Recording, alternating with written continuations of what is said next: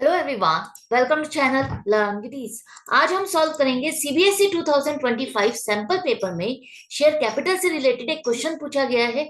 उसे आप कैसे सॉल्व करोगे, प्रेजेंट करोगे, सब कुछ सीखना है, समझना है। तो मेरे साथ एंड तक बने रहना।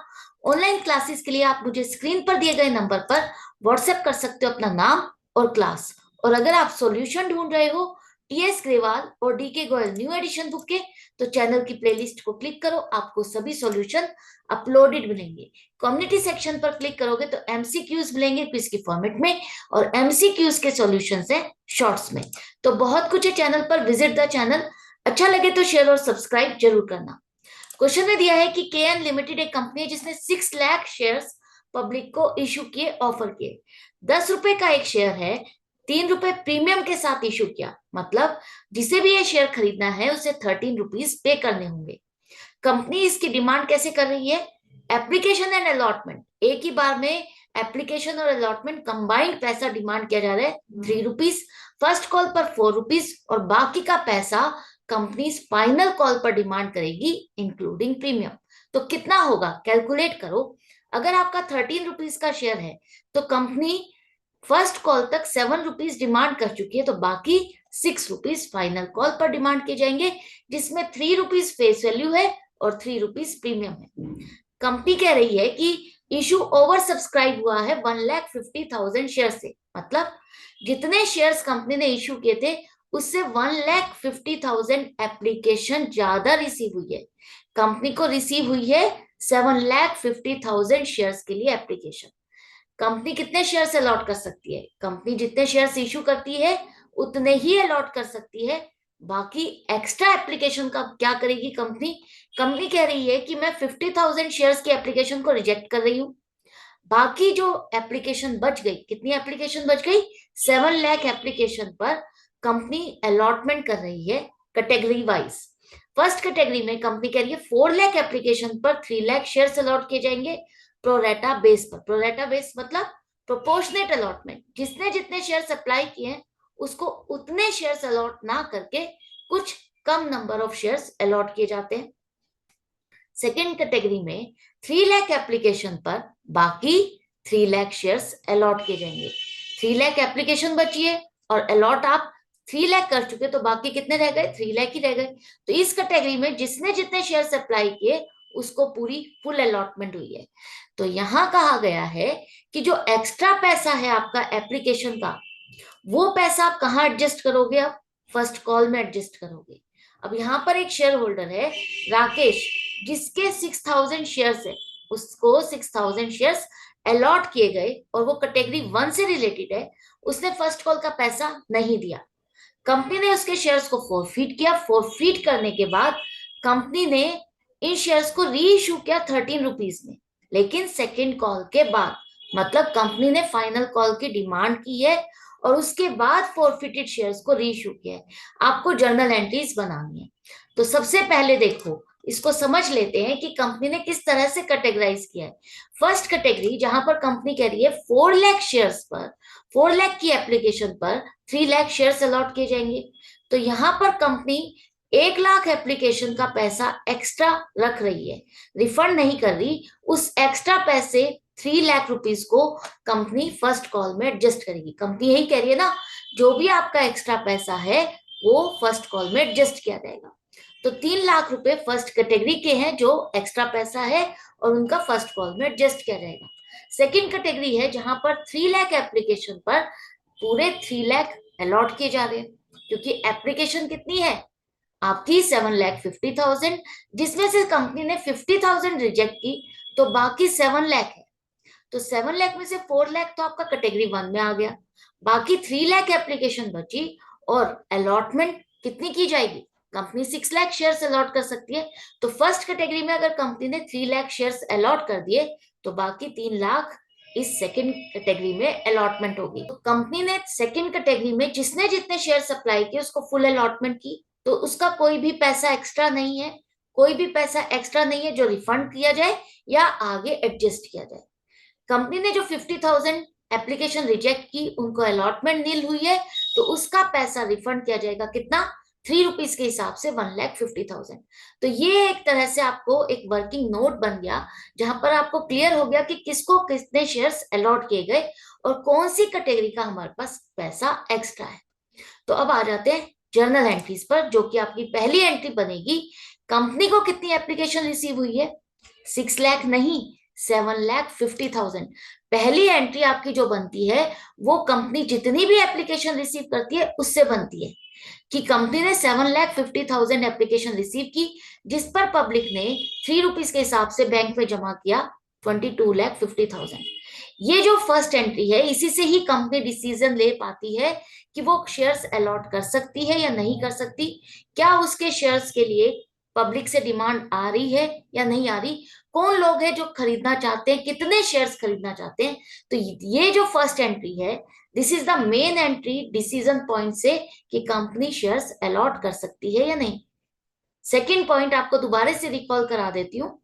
कंपनी के लिए बहुत इंपॉर्टेंट होता है जितने शेयर्स वो इश्यू करती है उसका 90% उसका सब्सक्राइब होना चाहिए।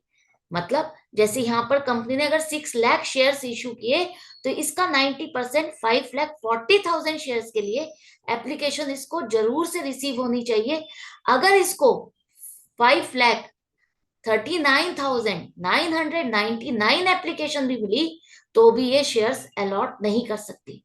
तो सेबी के अकॉर्डिंग, कंपनीज एक्ट के अकॉर्डिंग, ये रूल है कि कंपनी को 90% सब्सक्रिप्शन मिलनी चाहिए, तभी वो अलॉट कर सकती है। तो इस कंडीशन में तो ओवर सब्सक्राइब है, कंपनी अलॉटमेंट कर सकती है। फर्स्ट एंट्री हमारी हो गई, बैंक अकाउंट डेबिट 22,50,000। और ये पैसा कंपनी को क्यों मिला?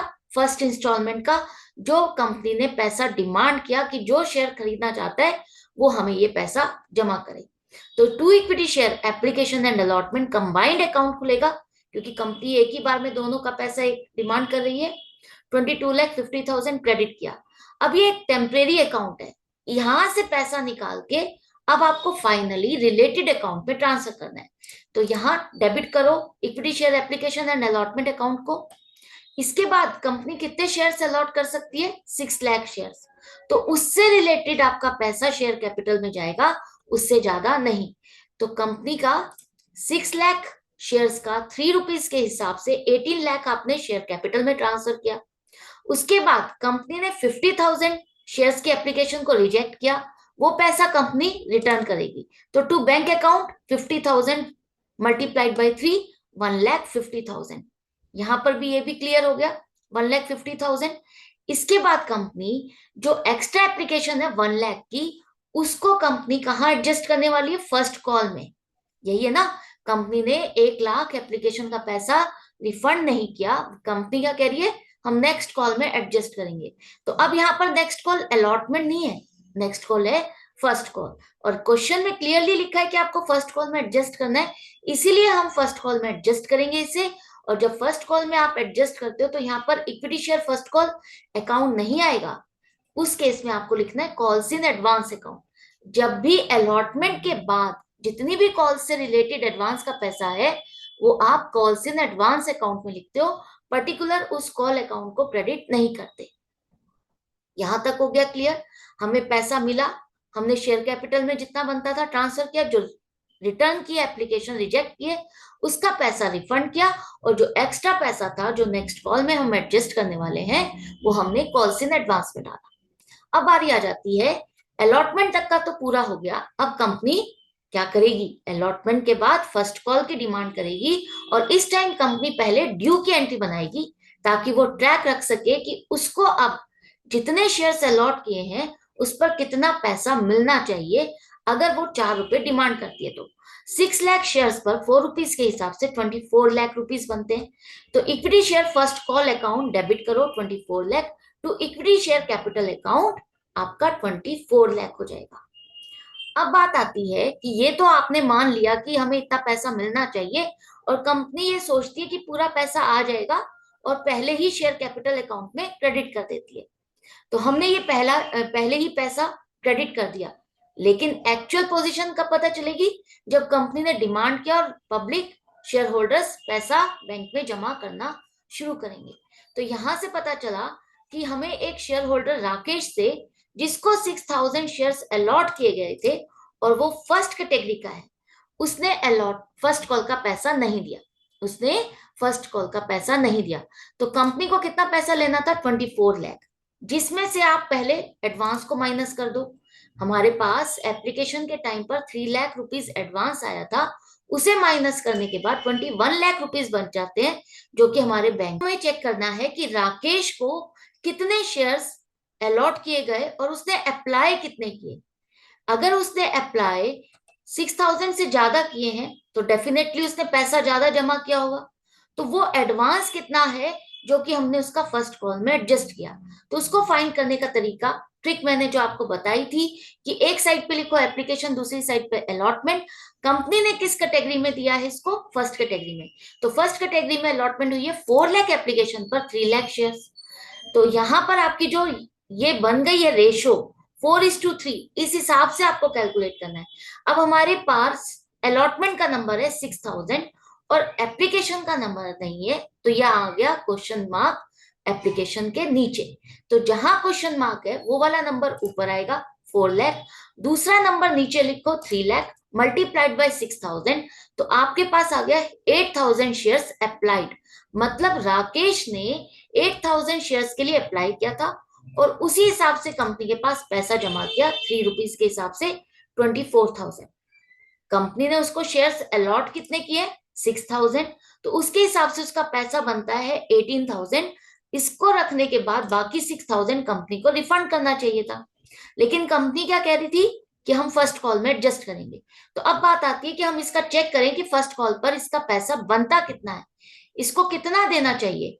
तो 6,000 पर कंपनी फर्स्ट कॉल पर 4 रुपीज डिमांड करती है, तो 24,000 बनते हैं। कंपनी अगर इसका एडवांस एडजस्ट कर देती है 6,000, तो बाकी का पैसा 18,000 इसने नहीं दिया। यहां पर पूरा का पूरा पैसा फेस वैल्यू का है, प्रीमियम नहीं है। प्रीमियम कंपनी लास्ट कॉल में डिमांड कर रही है। तो ये पूरा का पूरा हमने जो एडजस्ट किया है पैसा एप्लीकेशन और फर्स्ट कॉल में, पूरा फेस वैल्यू का एडजस्ट किया है। तो फर्स्ट कॉल पर कंपनी को राकेश के 18,000 रुपीज नहीं मिले, वो आप लेस कर दोगे। बाकी 21 लाख में से अब कंपनी को कितना पैसा मिला? 20 लाख 82। यहाँ पर बैंक अकाउंट डेबिट 20 लाख 82,000 जो पैसा बैंक में आया। इसके बाद जो पैसा फर्स्ट कॉल का आपको मिल चुका है और आपने कॉल्स इन एडवांस अकाउंट में क्रेडिट किया था, उस पैसे को वहां से निकाल के अब आपको फर्स्ट कॉल अकाउंट में ट्रांसफर करना है। तो कॉल्स इन एडवांस अकाउंट को डेबिट करो 3 लाख से, to equity share first call account credit हो जाएगा 23 लाख 82,000। अब यहाँ पर देखो हमने 24 लाख से डेबिट किया था कि हमें इतना पैसा लेना है, और हम क्रेडिट कितने से कर रहे हैं? 23 लाख 82,000। तो बैलेंस यहाँ पर 18,000 का स्टैंड कर रहा है, जो कि ये बता रहा है कि आपको इस कॉल पर पूरा पैसा रिसीव नहीं हुआ। अगर आप इसको कॉल इन एरियर के साथ करना चाहते हो तो एंट्री क्या बनेगी? Bank account debit 20 lakh 82,000, calls in advance account 3 lakh, calls in arrear account जो पैसा आपको नहीं मिला वो कॉल्स इन एरियर अकाउंट में डेबिट होगा 18,000, to equity share first call account 24 lakh. अब फर्स्ट कॉल अकाउंट तो आपका क्लोज हो जाएगा। अब कंपनी कहां से ट्रैक रखेगी? कॉल्स इन एरियर अकाउंट से, कि कौन सी कॉल पर हमें पैसा नहीं मिला और कितने शेयर्स पर नहीं मिला। यहां पर ये एंट्री कंप्लीट होने के बाद फर्स्ट कॉल के बाद कंपनी कह रही है कि इसके शेयर्स को हमने फोरफीट कर दिया। तो अब फोरफीचर की एंट्री बनाने के लिए आपको ये चेक करना है कि कंपनी अब तक इससे पैसा डिमांड कितना कर चुकी है। शेयर तो हमारा 10 रुपीज का है, 3 रुपए प्रीमियम है, 13 रुपए का है, लेकिन कंपनी ने उससे फर्स्ट कॉल तक पैसा डिमांड किया है और फर्स्ट कॉल के बाद उसके शेयर्स को फोरफीट किया। तो फर्स्ट कॉल तक कॉल्ड अप आपकी 7 रुपीज है, प्रीमियम कंपनी ने अभी डिमांड नहीं किया। तो फेस वैल्यू 7 रुपीज की कंपनी ने डिमांड की, शेयर होल्डर ने सिर्फ एप्लीकेशन एंड अलॉटमेंट का कंबाइंड पैसा 3 रुपए की जमा किया, जो कि कंपनी ने इसके फोरफीट कर लिए, इसको रिफंड नहीं किए। तो फोरफिटेड अमाउंट आपकी कितनी आ जाएगी? 6,000 शेयर्स पर 3 रुपीज 18,000। उसके बाद जो इसका 2,000 एप्लीकेशन का पैसा एक्स्ट्रा था जो हमने इसका फर्स्ट कॉल में एडजस्ट किया है, वो 6,000 भी फोरफिटेड अमाउंट है। तो टोटल फोरफिटेड अमाउंट हो गई 24,000। Share capital account debit, share capital account debit करोगे आप कितने से? 42,000। जितना कंपनी डिमांड कर चुकी है 7 रुपीज, उसी हिसाब से ही आपको शेयर कैपिटल रिवर्स करनी है, क्योंकि अभी तक आपने 6000 शेयर्स पर इतना पैसा डिमांड किया था और ड्यू की एंट्री बनाते हुए आपने शेयर कैपिटल अकाउंट को क्रेडिट किया था। अब कंपनी अगर इन शेयर्स को फोरफिट कर रही है, मतलब कैंसिल कर रही है, तो जब ये पैसा नहीं मिला, शेयर कैपिटल भी नहीं है, खत्म हो रही है, तो आप शेयर कैपिटल को रिवर्स करते हो कि ये शेयर कैपिटल हमारी कैंसिल हो गई। तो 6000 मल्टीप्लाइड बाय 7, 42,000। इसके बाद कंपनी ने प्रीमियम का पैसा डिमांड नहीं किया, तो डिमांड नहीं किया तो शेयर होल्डर ने पैसा दिया नहीं दिया, पॉइंट ही नहीं आता। अब बात आती है कि शेयर होल्डर ने 42,000 में से कितना दिया है और कितना नहीं दिया। तो शेयर होल्डर ने फर्स्ट कॉल का पैसा 18,000 नहीं दिया, 18,000 नहीं दिया, तो इतना ही अमाउंट आप क्रेडिट करोगे। इसके बाद जो पैसा कंपनी को मिला वो फॉरफिटेड शेयर अकाउंट में क्रेडिट होगा टू फॉरफिटेड शेयर अकाउंट 24,000। अगर आप इसे कॉल सिनेरियो के साथ करना चाहते हो तो क्या बनेगी, equity share capital account debit 42,000 to call scenario account credit 18,000 to forfeited share account 24,000। Forfeiture के बाद कंपनी ने सेकंड कॉल फाइनल कॉल की डिमांड की। तो अब फाइनल कॉल पर कंपनी के नंबर ऑफ शेयर्स 6 लाख नहीं है, ध्यान से करना।